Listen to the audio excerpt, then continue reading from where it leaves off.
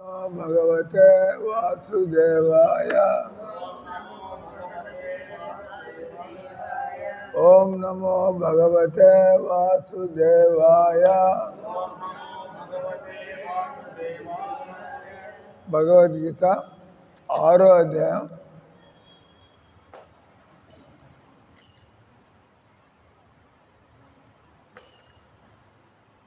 34వ శ్లోకం.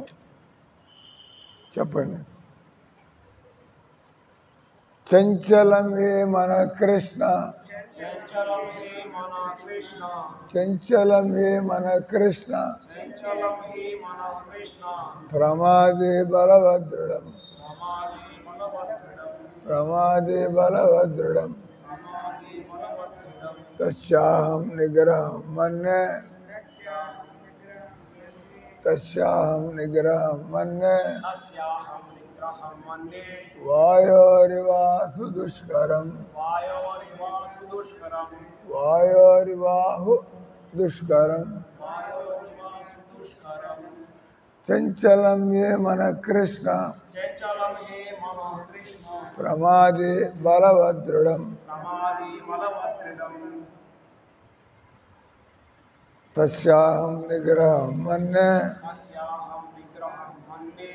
వాయోరివాసు దుష్కరం. చంచలం ఏ మన కృష్ణ,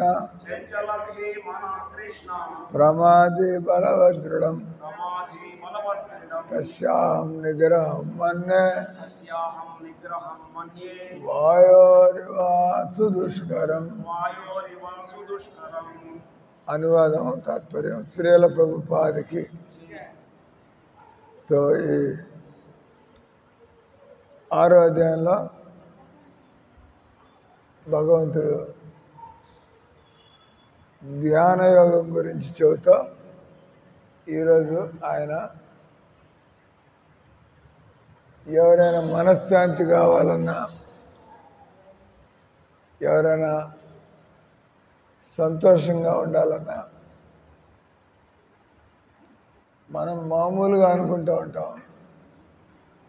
నేను అనుకున్నట్లుగా అదైతే, నేను అనుకున్నట్లుగా ఇదైతే నేను సంతోషంగా ఉంటాను. కానీ సంతోషం అనేటువంటిది అది బయట పరిస్థితుల నుంచి, బయట వ్యక్తుల నుంచి దొరికేటువంటిది కాదు. ఇక భగవంతుడు మామూలుగా మూర్ఖులందరూ, అజ్ఞానులందరూ, సామాన్య వ్యక్తులు సంతోషం అనగానే నాకు ఇట్లాంటి తిండి కావాలి, నాకు ఇట్లాంటి గుడ్డలు కావాలి, నాకు ఇట్లాంటి ఉద్యోగం కావాలి, నాకు ఇట్లాంటి పెళ్ళాం కావాలి, లేదా నాకు ఇట్లాంటి ఇల్లు కావాలి, ఇట్లా రకరకాలుగా అంటే మామూలుగా అందరూ ప్లాన్ చేస్తూ ఉంటారు. కానీ ఇక్కడ భగవంతుడు దానికి పూర్తిగా భిన్నంగా ఆ విధంగా సంసారంలో సుఖం పొందినవాడు ఇప్పుడు దాకా ఎవడూ లేడు. భగవంతుడికి అంతా తెలుసు. ఈ సృష్టించింది భగవంతుడు. మన శరీరం ఏంది, మనం ఏంది, ఈ పదం వాడినప్పుడు మన శరీరం ఏంది, మనం ఏంది అంటే అసలు మనకెవరో మనెవరో కూడా తెలియదు.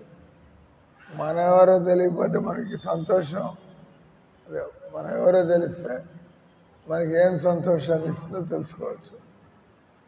జనాలు ఇంత పూర్తిగా అజ్ఞానంలో ఉండి నేను ఎవరు అనేది తెలుసుకోకుండా నాకు సంతోషం కావాలి, నాకు సంతోషం కావాలా అంటే అది ఎప్పటికీ తీరేటువంటిది కాదు.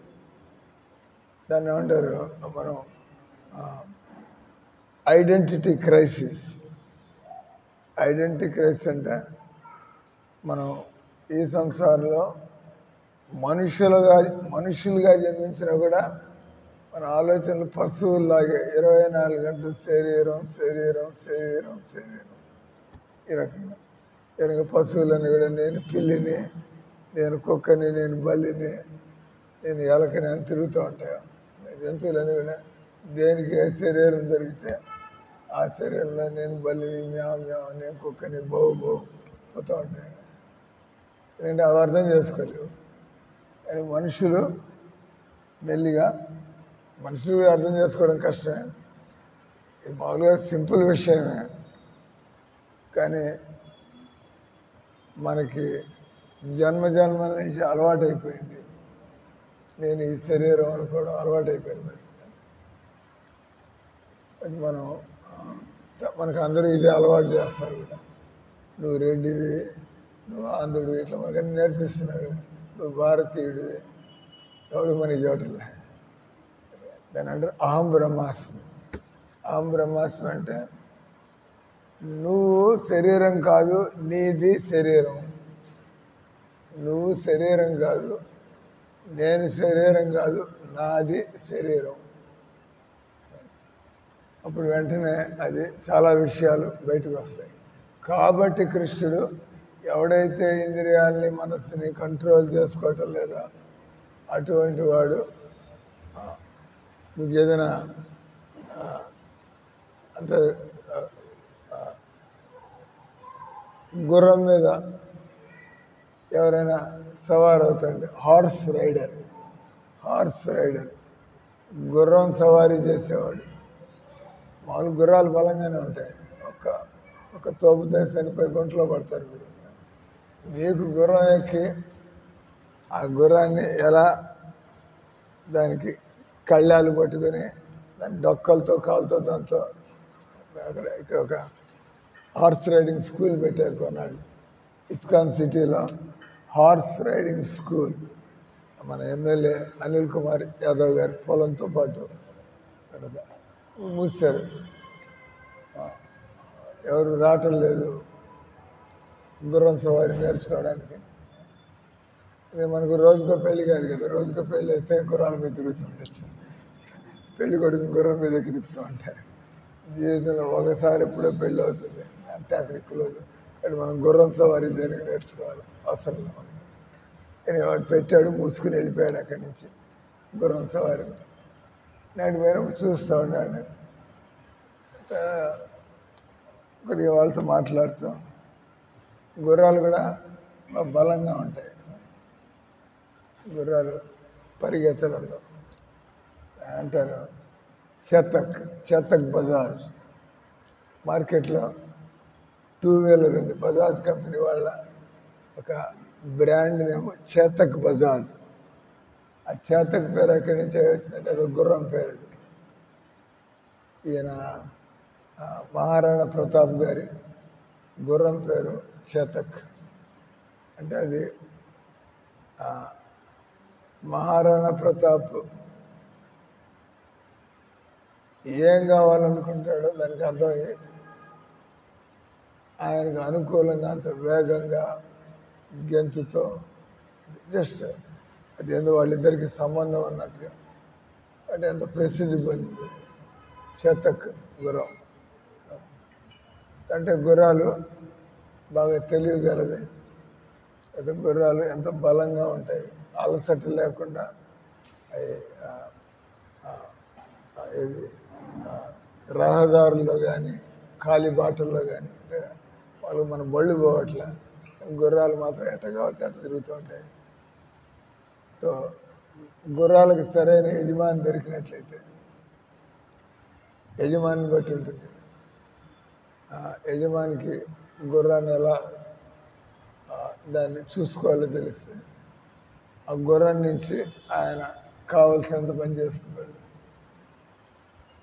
లేదా ఆయనకి ట్రైనింగ్ ఇవ్వడం రాకపోతే గుర్రానికి బలం ఉంటుంది కాబట్టి అది యజమాని పట్టించుకోకుండా తోసి పారేసి, అంటే మామూలుగా గుర్రం అది దానికి ఏదైనా ఇంకో ఆడగుర్రం కనపడిందంటే లేదా అదే దానికి పచ్చిక తిండి కనపడిందంటే అడిపోతూ ఉంటుంది. అది దానికి ట్రైనింగ్ ఇవ్వాలి. సో ఇక్కడ అదే చెప్తున్నాడు, మనం ఈ శరీరంలో ఉంటున్నాం కాబట్టి పాయింట్ వచ్చి మనకి తెలియనప్పుడు మన శరీరానికి మనం అది కావాలి ఇది కావాలి అని మనం బయట వెతుక్కుంటూ ఉంటాం. కానీ మనకి భగవద్గీత జ్ఞానం ఉన్నట్లయితే మనం నేను బయట వెతుక్కుంటున్నాను కాబట్టి నేను దుఃఖాల పాలవుతున్నాను. మానవ జీవితంలో మిగతా పశుపక్షాదుల్లాగా కాకుండా అన్లైక్ నాన్ హ్యూమన్ స్పీసీస్, మానవేతర జీవుల్లా కాకుండా, అదే మనిషికి భగవంతుడు జ్ఞానాన్ని ఇస్తున్నాడు, మనిషికి భగవంతుడు అందరూ ఆనందాన్ని వెతుకుతున్నారు, తప్పులేదు. ఆనందం వెతకడం మన జన్మ హక్కు. Why not? భగవంతుడు ఎప్పుడు ఆనందంలో ఉంటాడు. మనం ఆయన యొక్క సంతానం, మనకి జన్మజాత అధికారం ఆనందంగా బతకడం మన యొక్క హక్కు. అది వై షుడ్ ఐ క్రై? నేను ఎప్పుడు ఏడు మొహం పెట్టుకుని ఎందుకు ఉండాలా? నేను ఎప్పుడు మూడీగా ఎందుకు ఉండాలా? నేను ఈ పరిస్థితుల ద్వారా నేను ఎందుకు కట్టుబడిపోవాలా? ఎవడో చచ్చాడంటే మనం ఏడవాలా ఏంది? ఎవడైనా చనిపోతే ఏడవాలా ఏంది? వాడు చనిపోయాడు, అది ఎవడు ఆపు చేయలేడు. మధ్యలో మీరు ఏడవాలా లేదు, అది మీ కంట్రోల్లో ఉంది. వాడిని బతికించడం, వాడు బతుకుతాడో చస్తాడనేది మన చేతుల్లో లేదు. అవునా కదా? ఎదుర్కొంటున్నాడు, లేకపోతే కమ్మియారు నిద్రపోతారు చల్లగా ఫ్యాన్ గాలికి. అంటే ఎదుటి వాడు బతుకుతాడో చస్తాడో మనకి తెలీదు. కానీ నేను ఏడవాలా అక్కర్లేదా? నేను ఏడవకుండా ఉండాలంటే నేను ఏ విధంగా తయారవ్వాలా? అది మీ చేతుల్లో ఉంది. అంటే మనం మన చేతుల్లో ఉండి పని చేయకుండా మనం పరిస్థితులకి లొంగిపోయి, మనం పరిస్థితికి లొంగిపోయామంటే మనం ఎప్పుడు ఏడుస్తామో తెలియదు, ఎప్పుడు నవ్వుతామో తెలియదు. అంటే ఇక్కడ కృష్ణుడు భగవద్గీతలో ఈ శరీరానికి నువ్వు అధిపతి, ఈ శరీరం ఒక గుర్రం లాంటిది, నువ్వు దాని అంటే రథికుడు. రథికుడు అంటే చారియటియర్, మీరు డ్రైవరు, గుర్రం. ఈ శరీరాన్ని మనం అంటే మీరు గుర్రం ఎక్కి నేను గుర్రాన్ని అనుకుంటే అంతకంటే మూర్ఖతనం ఉంటుంది. మీరు గుర్రం ఎక్కితే మీరు గుర్రం గారు, మీరు గుర్రం ఎక్కినా కూడా మీరు మనిషే, అది గుర్రం. కానీ నేను ఏనుగు ఎక్కితే నేను ఏనుగుని, నేను గుర్రం ఎక్కితే నేను గుర్రాన్ని అంటే ఏం బుద్ధి మంది. అంటే ఇక్కడ భగవంతుడు ముందు రమ్మంటున్నాడు, get out of this body. నువ్వు నేను ఈ శరీరం కాదు అనేటువంటిది ఆ అలవాటు నుంచి బయటికి రా. బయటకు వచ్చిన తర్వాత నువ్వెవరో తెలుసుకొని నీకు అనుకూలమైనటువంటి పనులు, అందరూ కూడా మనకి పనులు మనకు అనుకూలంగా ఉండాలని అందరం కోరుకుంటాం. పనులు అనుకూలంగా ఉండాలి. ఎక్కడికి పోయినా ఎదురు దెబ్బలు తగులుతూ ఉంటే, ఎక్కడికి పని కాకపోతే ఏం సంతోషం ఉంటుంది? వాళ్ళు అనుకూలంగా అయితే. అంటే ఆయన అన్నాడు, నువ్వు ఈ శరీరాన్ని నీకు అనుకూలంగా మలుచుకో, లేకపోతే ఈ శరీరం నిన్ను సతాయించి వదిలిపెడుతుంది. ఈ శరీరం నిన్ను ఇబ్బందులు పాలు చేస్తుంది.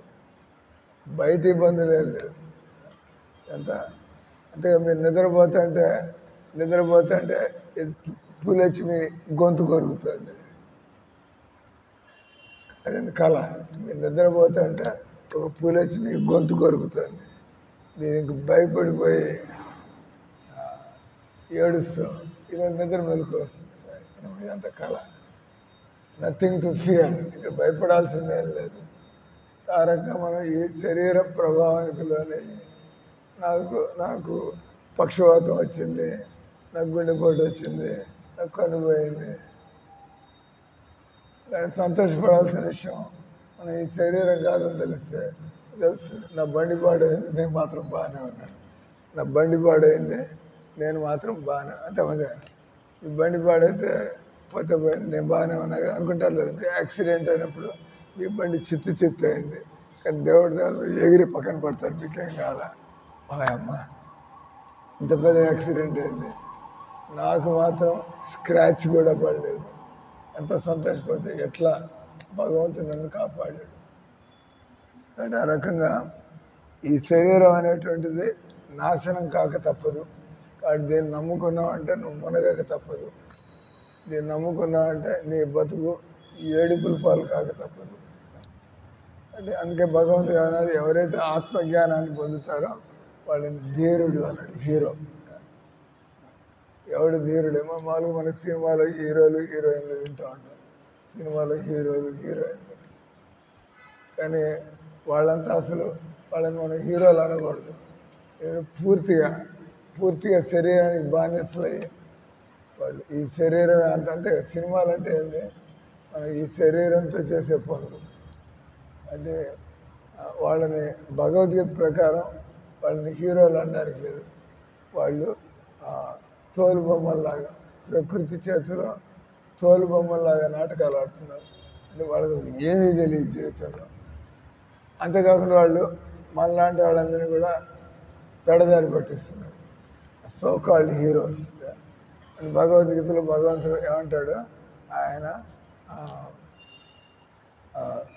2వ అధ్యాయంలో దేహినో అస్మిన్ యథా దేహే కౌమారం యవ్వనం జర తదా దేహాంతర ప్రాప్తి ధీర. ధీర అనే శబ్దం వాడుతున్నాడు. ధీర అంటే నిజంగా ఈ మనుషుల్లో హీరో అయినటువంటి వాడు.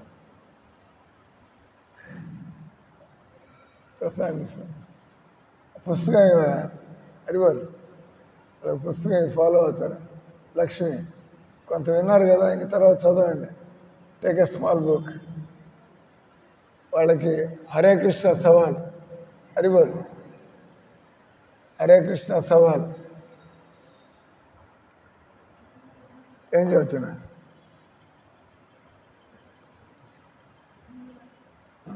కరెక్ట్ పర్వాలే, నోట్లోంచి కక్కేసాం. ధీర అంటే ఆయన మాత్రా స్పర్శాస్తు కౌంతేయ శీతోష్ణ దుఃఖద ఆగమాపాయన తాంతతిక్ష ధీర. అక్కడ కూడా ధీర అనే శబ్దం వస్తుంది. భగవద్గీతలో భగవంతుడు మనల్ని ధీరుడు కమ్మంటున్నాడు. అధీరుడు అంటే కుంగిపోయేటువంటి వాడు. అధీరుడు అంటే ప్రతిదానికి దాన్ని భయపడిపోయేటువంటి పిరికివాడు, లేదా ప్రతిదానికి బెదిరిపోయేటువంటి రకం. ప్రతిదానికి బెదిరిపోతాను. ఏది చూసినా నీకు గుండె దొరకపుతుంటే ఇంకా ఆనందం ఉంది అక్కడ. ఏది చూసినా కూడా లబ్డబ్ అంటే వీక్ పర్సనాలిటీ. భగవంతుడు మనల్ని స్ట్రాంగ్ పర్సనాలిటీ. అందుకే మనం స్ట్రాంగ్ పర్సనాలిటీ కావాలంటే మనం ఏం చేస్తాం, రోజు బాడీ బిల్డింగ్. అంటే స్ట్రాంగ్ పర్సనాలిటీ అంటే బాడీ బిల్డింగ్. మరి వాట్ అబౌట్ మైండ్ బిల్డింగ్? దానికి హరే కృష్ణ కృష్ణ కృష్ణ హరే హరే, హరే రామ రామ రామ. మన మైండ్ బిల్డింగ్. మన మైండ్ స్ట్రాంగ్గా ఉందంటే మన గుండె దడ, మన ఊపిరి ఆడకపోవడం, వేగంగా ఊపిరి, లేదా వేడిగా శ్వాస కానీ. అంటే ఈ శ్లోకంలో భగవంతుడు ఆయన ఏం చెబుతున్నాడు, అర్జునుడు చెబుతున్నాడు ఈ మాట. అర్జునుడు కృష్ణుడు పెద్ద విషయాలు చెబుతుంటే అర్జునుడు ఆయన మనలాంటి వ్యక్తిగా నాటకం చేస్తాం. అర్జునుడికి నిజంగా ఏం టెన్షన్ ఏం లేదు. అర్జునుడు పుట్టినప్పటి నుంచి కృష్ణుడితో పాటు తిరిగాడు. ఆయనకి ఏం భయం జీవితంలో. ఆయన ప్రత్యక్షంగా కృష్ణుడితో తిరిగాడు. ఇద్దరు ఒక కంచంలో తిన్నారు, ఒక మంచంలో పండుకున్నారు. వాడు ఏమన్నా సామాన్యుడైన అర్జునుడు. 11వ అధ్యాయంలో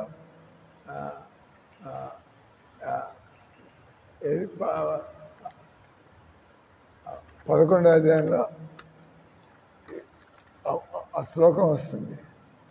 ఏమంటాడు ఆయన, విహార శయ్యాసన భోజనేషు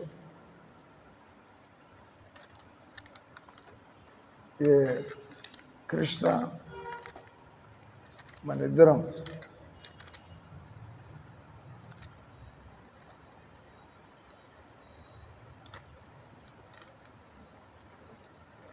చెప్పండి. సఖేతి మత్వా ప్రసవం యదుక్తం, సఖేతి మత్వా ప్రసవం యదుక్తం హే కృష్ణ హే యాదవ హే సఖేతి. మనం కృష్ణుని ఏ భగవాన్ ఏ జగన్నాథ్ ఎంతో గౌరవప్రదమైన శబ్దాలు వాడి, కానీ అర్జునుడికి కృష్ణుడికి ఎంత మిత్రుడయ్యాడంటే అర్జునుడు కృష్ణుడు దేవుడు అని కూడా తెలియదు. ఒరే కృష్ణ ఇట్లా అంటాడు.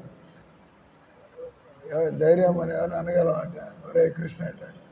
ఆయనేది దేవుడేది ఎంత జాగ్రత్తగా పడి దండాలు పెట్టాడు. ఒరే కృష్ణ అని ఎక్కడ అంటాడు. ఇక్కడ అంటున్నాడు కదా, హే కృష్ణ హే యాదవ హే సఖేతి. అజానత మహిమానంత వేదం,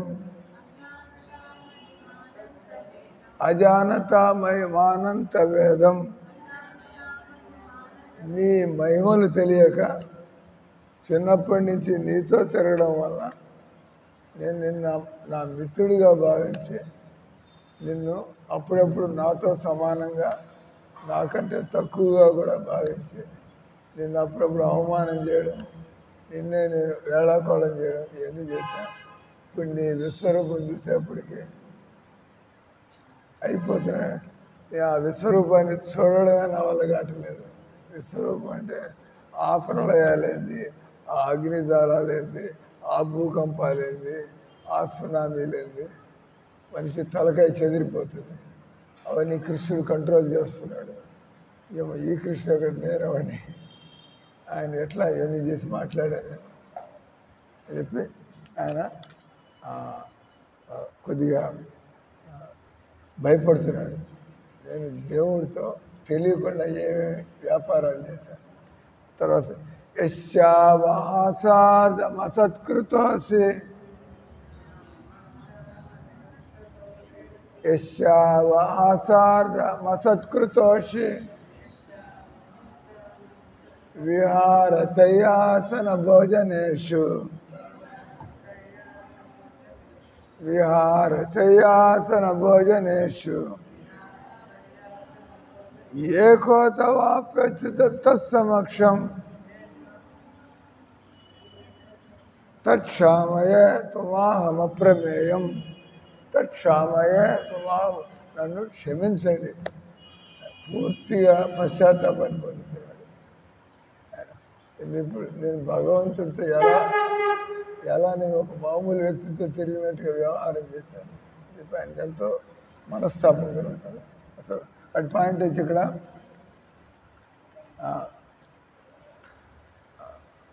అర్జునుడు కృష్ణుడితో అంటున్నాడు, మీరు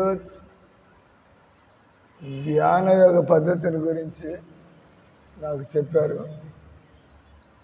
నాకుండేటువంటి అర్జునుడికి ఎంతమంది పెళ్ళాలు? అర్జునుడికి 4 పెళ్ళాలి ఆయనకి. తర్వాత అర్జునుడు ఈ 5 కూడా ఆయన ఎక్కువ ఇంపార్టెంట్. కృష్ణార్జునుడు, యుధిష్ఠిరు కృష్ణుడు అనం, కృష్ణార్జునుడు అంటాం.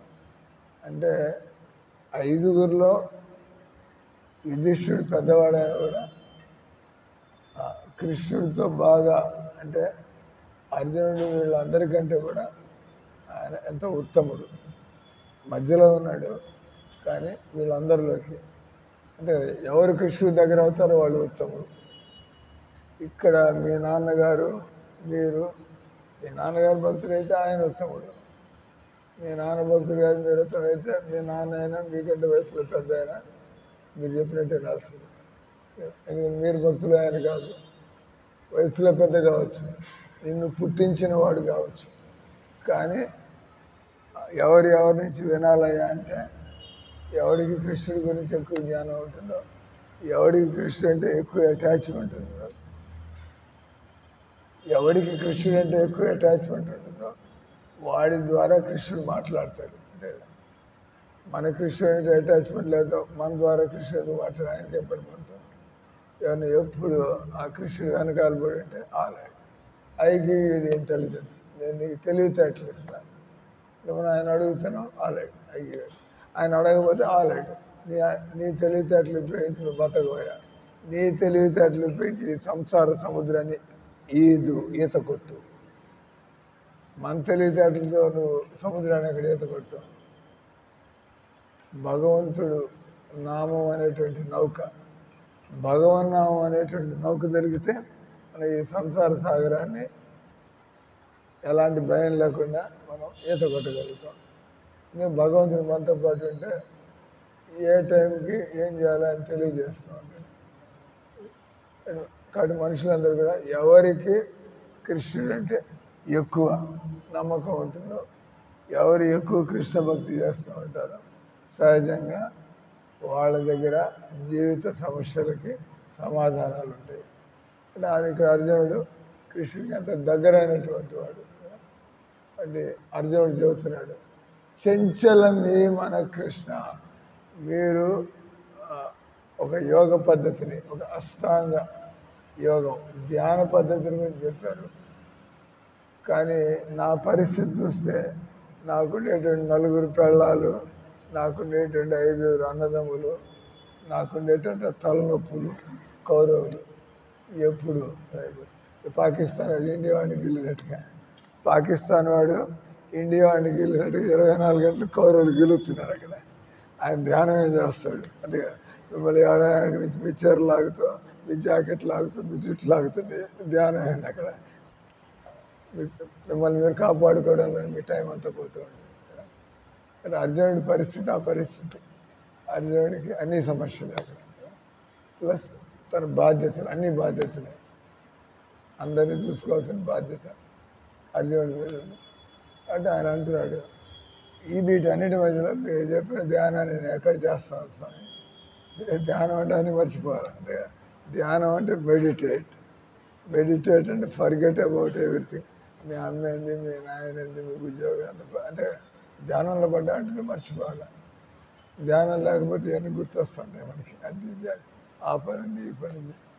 అంటే ఇక్కడ అర్జునుడు రిజెక్ట్ చేస్తున్నాడు. మీరు చెప్పిన యోగ పద్ధతి అది నాకు పనికిరాదు. మీరు చెప్పిన యోగ పద్ధతిలో నేను నా మనసుని, ఇంద్రియాలని అదుపులోకి తెచ్చుకోగలనని చేతులు ఎత్తేసాడు. నా వల్ల అయ్యే పని కాదు. ఇంకేమన్నా ఉంటే చెప్పండి, ఇంకేమన్నా ఉంటే అంటే ఇంకేమన్నా ఉంటే చెప్పండి అని చెప్పి కృష్ణుడి ముఖం మీద ఫ్రాంక్గా చెప్పేశాడు. మీరు చెప్పి మీరు అంటున్నారు నన్ను ధ్యానికమ్మని చెప్పి, ధ్యానం చేయమని చెప్పి, ఆ పద్ధతి అంతా నేను పాటించలేను. కానీ నేను మిమ్మల్ని నమ్ముకున్నాను. నాకు ఇంకేదైనా పద్ధతి ఉందా? ఇంకేదైనా ఒక ధ్యాన పద్ధతి ఒకటేనా? జ్ఞానం ఉంది, కర్మలు ఉన్నాయి, అష్టాంగ యోగం ఉంది, ఆ తర్వాత భక్తి ఉంది కదా. సో మీరు చదువుతున్నటువంటి ధ్యానం వల్ల నేను నా మనసుని, ఇంద్రియాన్ని గెలుచుకుంటాను అనేటువంటి ఆశ నాకు ఏమాత్రం లేదు. అది దయచేసి నెక్స్ట్ నాలాంటి పనికి మాలిన వాడికి, నాలాంటి చేతగాని వాడికి అయినా కూడా నేను బాగుపడాలంటే మీరు దేవుడు, మీరు ఏదో ఒక దారి నాకు చూపించగలరు, చెప్పండి. లేకపోతే చంచలమే మన కృష్ణ, ప్రమాది బలభద్రుడు. ఆ మనస్సు యొక్క నేచర్. మీరు శత్రువు ఉన్నాడంటే వాడి దగ్గర ఎన్ని బుల్లెట్లు ఉన్నాయి, వాడి దగ్గర ఎంతమంది ఉన్నారు, వాడి దగ్గర ఎన్ని ట్యాంకులు ఉన్నాయి అని చూడాలి కదా. వాడేంద్ర శత్రువు నేను చూసుకుంటా అంటే 10 ట్యాంకులు మీద ఎదురుకుండా పెట్టి పేల్చి పారేస్తే ఏం చేస్తాడు? ఒకటి మీరు అక్కడ నిలబడి మీ తుపాకీతో ఏం చేయలేరు. కాబట్టి ఎప్పుడైనా కూడా మీ శత్రువుని ఎదుర్కోవాలంటే ముందు వాడి బలాబలాన్ని అంచనా వేయాలి అనేది. వెన్నెవర్ మీరు ఎగ్జామ్ని టాప్ కావాలంటే I want be top in the college, ఏమేమి సబ్జెక్ట్ నేర్చుకోవాలా అని కూడా తెలిసి ఉండాలి. కేవలం విష్ఫుల్ థింకింగ్ అంటే ఏదో కళలు కంటే దొరికేటువంటిది కాదు. ఏదైనా కూడా అచీవ్ చేయాలంటే ఆ కళల్ని మనం కార్యరూపంలోకి తీసుకురావాలి. అంటే ఇక్కడ అడుగుతున్నాడు అర్జునుడు, మీరు చెప్పిన పద్ధతి నాకు పనికిరాదు, కాబట్టి మీరు ఇంకేదైనా పద్ధతి ఉందా?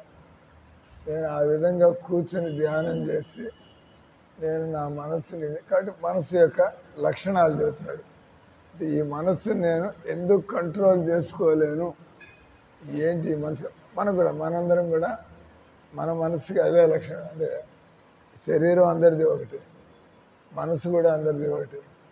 అందరికి కూడా రాగద్వేషాలు ఉంటాయి, అందరికి కూడా ఈర్ష్య, ద్వేషాలు ఉంటాయి, అందరికీ కామక్రోధాలు ఉంటాయి. అర్జునుడు ఆయన అడుగుతున్నాడంటే ఇది మనకి కూడా పనికొచ్చేటువంటి ప్రశ్న. నేను మనం అంతా నిజానికి అర్జునుడికి ఆ ప్రశ్న అవసరం లేదు, కానీ భగవద్గీత చెప్పేది అర్జునుడి కోసం కాదు, భగవద్గీత చెప్పేది మన కోసం. కానీ డైరెక్ట్గా మళ్ళీ పనికి మన వాళ్ళతో భగవంతుడితో మాట్లాడతాడు. అంటే అర్జునుడి మధ్యలో పెట్టి అందరికీ చెబుతున్నాడు ఆయన. అర్జునుడు ఆల్రెడీ సక్సెస్ చిన్నప్పటి నుంచి. అంటే ఏమన్నాడు, మనసు యొక్క లక్షణం ఏంటి? చంచలం.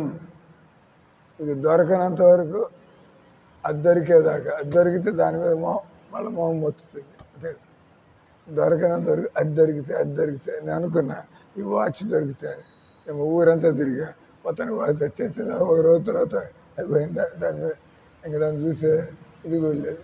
దొరకనంత వరకు ఆ షాప్కి వెళ్ళి ఈ షాప్కి ఇది ఉందా నాకు కావాల్సిన వాచ్ అంటే అదే ఒకటి ఉంటుంది. మీకు తెలుసా, ఇప్పుడు కూడా నేను ఎతుకుతున్నా ఇంకా వాచ్. మీరు చూడాలి ఎక్కడ దొరుకుతుంది. నాకు వాచ్లో ఈ బటన్ని నొక్కేది అవసరం లేదు. నాకు కావాల్సింది వాచ్లో కేవలం వారం తెలియాలా, తారీఖు తెలియాలా, నెల తెలియాలా. కానీ మిగతావన్నీ ఉంటాయి కదా, అలారము, టైం, అలారము, దాన్ని అంటారు టైమరు, ఏం అక్కర్లేదు. కానీ వాడి కంపెనీ క్యాష్ వాడు చేస్తే ఎన్ని ఉండాల్సింది దానిలో. వాడి దగ్గర పోతే మా కంపెనీలో అట్లా తయారు చేయాలి. ఎందుకంటే జనాలకి ఏమేమో కావాలా, ఒకటికి ఒక టైం కావాలా, ఇంకోటికి టైమర్ కావాలా, ఇంకోటికి. కాబట్టి ఒకటే తయారు చేస్తే రకరకాలు వచ్చు. కానీ ఇటను నిద్రవైపు ఇట అంటే అది కాస్త మారిపోయి ఉంటుంది. అది ఏ మోడ్లోకి పోయి ఉంటుంది, టైమర్ మోడ్లోకి పోయి ఉంటుంది. మళ్ళీ దాన్ని ఇటు అనుకోవాలి. నేను ఎతుకుతున్నది జస్ట్ ఒక వాచ్లో ఒకటే డైల్ ఉండాలి, ఇంకేం మారకూడదు. చూసిరారు అని దొరుకుతుంది అట్లాంటి వాచ్. అంటే పాయింట్ వచ్చే ఇక్కడ చంచలం. మనస్సు దొరికిన దాంతో ఎప్పుడు మనకి సాటిస్ఫాక్షన్ ఉండదు. ఎవరైనా చూసుకోవచ్చు, ఇంట్లో అంతా వండుతారు, మనకి ఇంకోటి ఏదో గుర్తొస్తూ ఉంటుంది, మిరపకాయ బజ్జీ గుర్తొస్తూ ఉంటుంది. లేకపోతే అమ్మ ఒళ్ళు చోట్ల పెట్టి ఇంత వండి పెడితే మిరపకాయ బజ్జీ అంటాడు. ఏం చేస్తారు, ఆలోచనలు అటపోతూ ఉంటాయి కదా. అంటే చంచలం మన కృష్ణ. ప్రమాది అంటే మనం ఎప్పుడు మనం పతనం దిశలో పోతాం, కానీ బాగుపడే దిశలో పోం. మానవ నిజం. అందరూ కూడా ఈజీ వే, నీళ్ళు వదిలిపెట్టారంటే వాటంలో పోతూ ఉంటాయి. మనందరం మామూలుగా సోమరిపోతున్నాం, మనంతా మోసగాళ్ళం, మనంతా పని చేయకుండా డబ్బులు సంపాదించాలి. అంతే అందరూ. ఎవడో అర్థం చేసుకున్నాడు ఇట్టంతా రావు, మోసాలు చేసి అన్నాళ్ళు సంపాదిస్తారు. సోమరిపోతులా ఉండి ఎట్ట సంపాదన ఏమైనా అలవాటు చేసేసుకోవాలి. నేను నిజాయితీగా ఉండాలా, నేను కష్టపడి పని చేయాలి. ఇదే ఒక సక్సెస్ ఫార్ములా. జనాలు అవన్నీ లేకుండా అయినా కూడా నేను సక్సెస్ కావాలంటే అది అయ్యే పని కాదు. ప్రమాది అంటే మనసు ఎప్పుడు కూడా నీచపు దిశ పోతూ ఉంటుంది. గొప్ప ఆలోచనలు రావాలంటే అదొక అలవాటు చేసుకోవాలి. ఏం బిగ్, ఏం హై, పెద్ద పెద్ద విషయాల్ని అట్లా చేయాలి, ఇట్లా చేయాలి. అంటే భక్తులు కావాలి. వాళ్ళు మనంతా ఎంత మామూలుగా అందరూ కూడా ఈ శరీర కోరికలు తీర్చుకోవాలని ఇబ్బందులు పాలవుతున్నారు. కానీ ఏదో రకంగా నీ మనసు నిండేది ఇట్లా కాదు. ఏం హై, కృష్ణుడు చెప్పిన దాంట్లో ప్రమాది అంటే ప్రమాదం అంటే కదా, ఎనీ టైం దొరికింది యాక్సిడెంట్. ఎందుకంటే మనకి మంచి ఆలోచన లేదు, ఏ నాన్ సెన్స్ అయినా చేయొచ్చు, మనం ఏ తప్పుడు పని అయినా చేయొచ్చు. మనకు ఉండే ఆలోచన ఇంకేం చేస్తాం. చంచలం మన కృష్ణ. ప్రమాది బలవద్ జిద్ది. నీకు ఎంత పట్టుదల ఉండదు. నేను ఈ రోజు నుంచి స్వీట్ తినకూడదు, అప్పటి నుంచి మీ మనసు తేను లేదు, రేపటి నుంచి పెట్టుకున్నాను నేను వదిలిపారు. ఈ రోజుకి మనసును తట్టుకోలేకపోతున్నాను. ప్రమాది బలవదృఢం తస్యాహం నిగ్రహం అనే ఆయన ఏం ఉదాహరణ ఇస్తున్నాడు అర్జునుడు. నేను వాయువుని బహుశా గాలిని ఆఫ్ చేసి పారేస్తా ఇట్లా, కానీ అంత నిజం. అది గాలి ఆఫ్ చేయాలంటే స్విచ్ ఆఫ్ చేసి సరిపోతుంది. మనసుని ఏం స్విచ్ ఆఫ్ చేసి మనసు పరిగెత్తకుండా చూడగలరు. దాని కృష్ణుడు కీర్తనీయ సదారి, ఎప్పుడు భగవన్నామం ఉంటాడు. ఆ భగవన్నామంలో ఉండే శక్తి వల్ల మెల్లిగా ఈ మబ్బులన్నింటినీ దాటి నువ్వు ప్రకాశంలోకి వస్తావు. హరే కృష్ణ హరే కృష్ణ కృష్ణ కృష్ణ హరే హరే హరే రామ హరే రామ